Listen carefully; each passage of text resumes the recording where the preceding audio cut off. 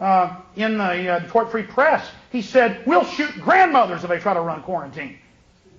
And you look at what Bush is doing, he's building 36 giant, what he calls BioShield Level 4 bioweapons plants.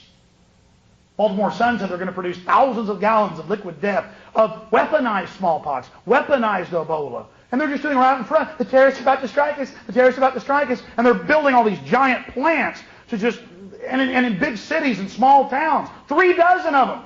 I mean, they're 100 times more dangerous than a nuclear weapons production plant or nuclear reactor. And have you heard about this on the news? Very little.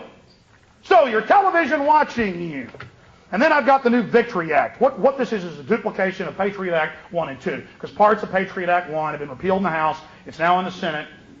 And so they're trying to duplicate it. Again, they shoot a torpedo at the country. We might, it might hit the ship in a spot where the bulkhead's reinforced and only floods a few compartments.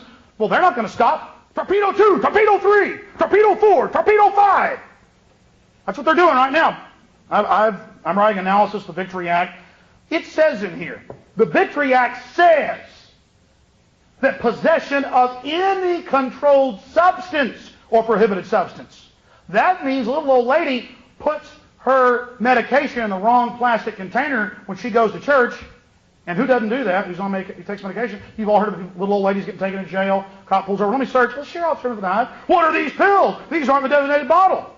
Under that, it says one marijuana cigarette, anything, 20 to life. It says it. It says it in the Victory Act, word for word. And it says it's an act of terrorism. And before they announced this evil law, before Ashcroft went on his ridiculous Carnival Barker road show, before they did that, they had all the TV ads. Well, I occasionally smoke marijuana, and I don't see how it helps terrorists. And then the guy goes, the intellectual goes, let me list 100 reasons. And at the end, the guy's going, and then the ad fades to black, like, oh, I've been decimated. See, they tell you, marijuana is aiding Al-Qaeda. And then you see all these ads on TV, public service announcement, brought to you by Homeland Security, or brought to you by all their little minion groups, all the little 501c3 charities. And so they do that. That's what they're up to. This is their operation. So they're just firing, and people go, well, we've been beating back the first Patriot Act and educating a lot of folks, but they're bringing out more, nothing we can do. You're in a war, folks. They're firing more torpedoes. That should encourage you. These guys...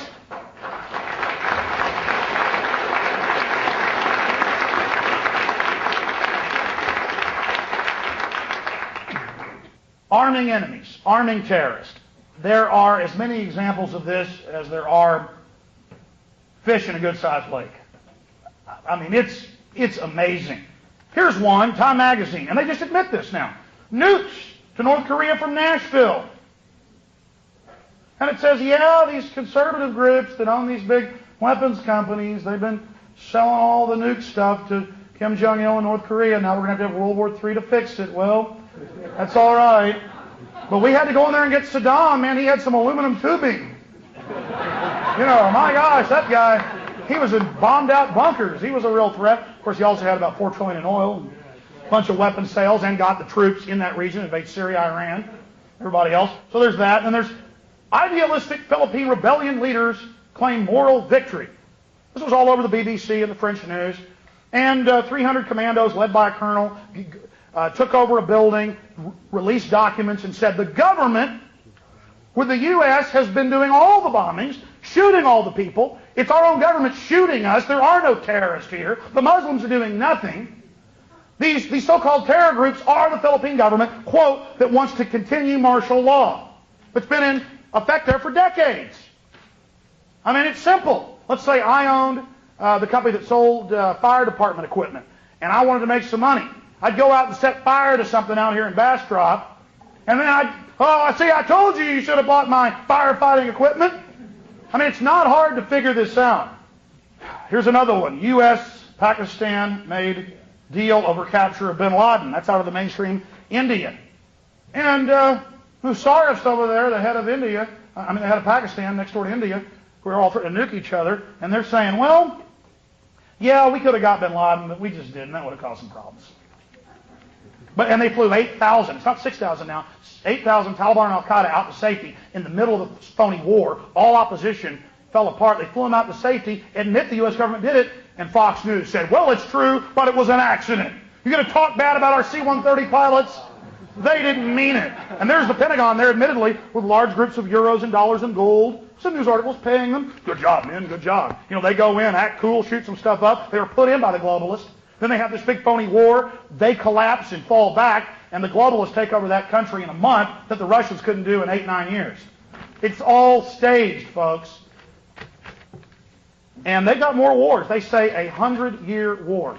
They say that it's never going to end. And the war is now against people that smoke marijuana. Not against Ritalin or Prozac users, though. The war is now against people that don't turn over their property to the government. There's this stuff in the Victory Act about protesting or standing up for your land when they're taking it, and you're a terrorist. I mean, all this legislation turns us into serfs, slaves. You tell somebody this, though, they go, that's ridiculous. Government would never do anything wrong or want to control us. Oh, no, just all throughout human history, 6,000+ years of civilization, that's all they ever tried to do. But now they're all nice and sweet. By the way, guys in black ski masks were always bad guys. People in black ski masks, oh, that's the terrorist, that's the bank robber. About 5 years ago, Hollywood, the news, hey, all cops look like this, it's cool, they're the good guys. Every department, well, I got to have my own combat boots and my own ski mask, my own black helmet, and somebody's door to kick down. Man, that's cool.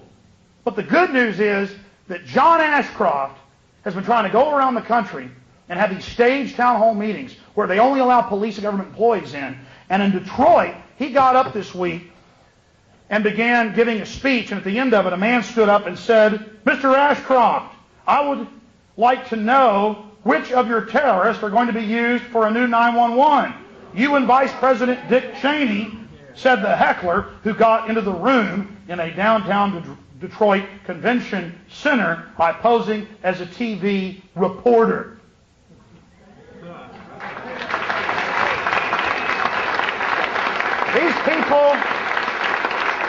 These people shouldn't be able to go anywhere in public where they're out peddling their lies without being confronted by you, we the people.